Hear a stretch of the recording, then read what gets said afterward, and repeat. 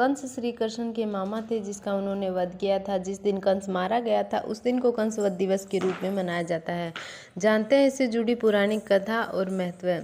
कंस मथुरा के राजा और भगवान श्री कृष्ण के मामा थे। कंस बहुत ही क्रूर, अत्याचारी और दुष्ट राजा था। यहाँ तक कि राजपाट पाने के लिए उसने अपने पिता उग्रसेन को जबरन गद्दी से हटाकर खुद उस पर बैठ गया। दुष्ट कंस ने अपनी बहन देवकी के नवजात संतानों की भी हत्या करा दी।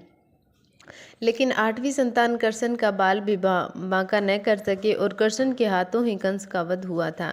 कंस वध को लोग रावण दहन की तरह की ही उत्सव जैसा मनाते हैं, क्योंकि इस दिन एक दुष्ट राजा का अंत हुआ था और बुराई पर अच्छाई की जीत हुई थी। इसीलिए कंस के वध को कंसवध दिवस के रूप में मनाया जाता है।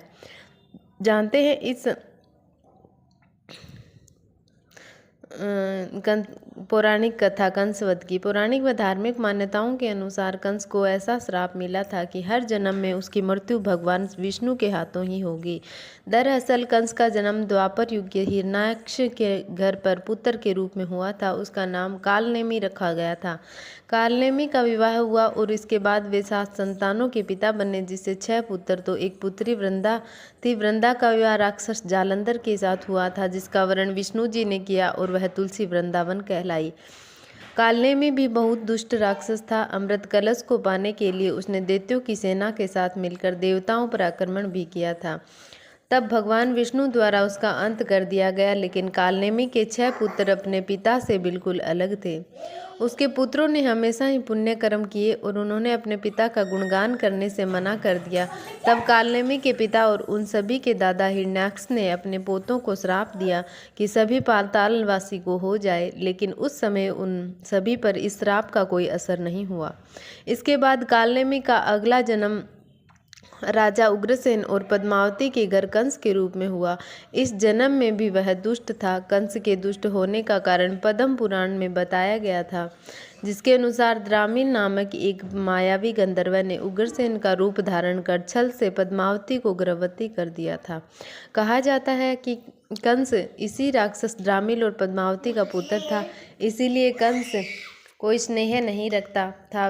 वहीं एक कथा के अनुसार स्वयं कंस की माँ पद्मवती ने उसे श्राप दिया था कि उसके परिवार का ही कोई बालक उसकी मृत्यु का कारण बनेगा।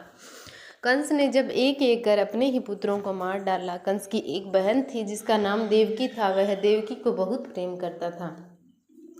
देवकी के विवाह के बाद वह उसे और उसके पति को ससुराल लेकर जा रहा था। तभी भविष्यवाणी हुई कि देवकी का पुत्र ही उनकी मृत्यु करेगा।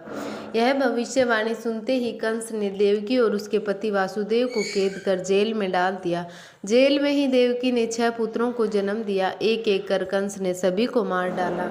कथा के अनुसार देवकी के कोख में जन्म लेने वाले ये 6 पुत्र पूर्व जन्म में कंस यानी कालनेमि के ही पुत्र थे, जिसकी हत्या कंस ने कर डाली, क्योंकि कालनेमि के पुत्रों पर श्राप था कि उनकी मृत्यु कालनेमि के ही हाथों होगी। इस तरह से दुष्ट कंस का अत्याचार और पाप बढ़ने लगा।